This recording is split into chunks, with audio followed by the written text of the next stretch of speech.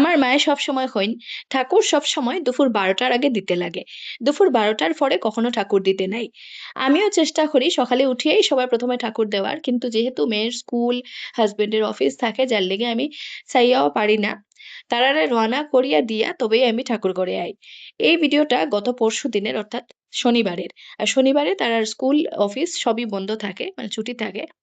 So hi, I am Bishwarupa. আমি by profession একজন freelance writer, but by passion আমি একজন ব্লগার।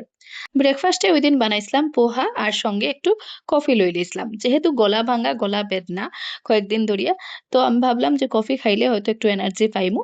যদিও কাশি সর্দির মধ্যে দুধের প্রোডাক্টটা ডাক্তাররা একদমই না করে, তাও আমি খাইছি।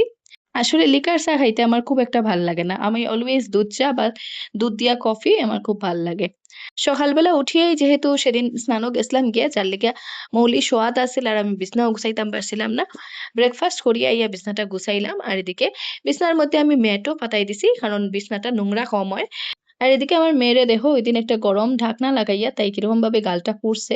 প্রচন্ড চঞ্চল আমার মেয়েটা। তোমরা আর বাড়িতে কার কার এরকম চঞ্চল বাচ্চা আছে কমেন্টে লিখে জানাইও। আর এই বাচ্চাটা আমার পাশের ফ্ল্যাটে থাকে। আমি একটা আনরিটেন রুল বানাইছি তারার লিগে, যে খেলা উইকেন্ডে অনলি, উইকডেজে কোনো খেলা না। ওইদিন বিকালে আসছিল একটা বার্থডে পার্টির ইনভিটেশন।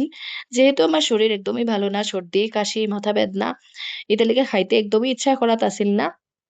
একটা ছোলে ভাটুরে লইয়া আমি খাইয়া আই গেছি ঘরে। সোশ্যালাইজ করতে লাগে, যার লেগে গেছি। আর প্লাস ওই দিন রাত্রে রান্নাও করতে লাগছে না, এটাও একটা প্লাস পয়েন্ট আছিল। আমরা সবাই খাইয়া আই গেছি। এনিওয়েজ, আমার ভিডিও যদি তোমার ভালো লাগে প্লিজ আমার পেজটারে ফলো করিও, লাইক কমেন্ট অবশ্যই করিও। দেখা হইব নেক্সট ভিডিওতে। Till then, bye by.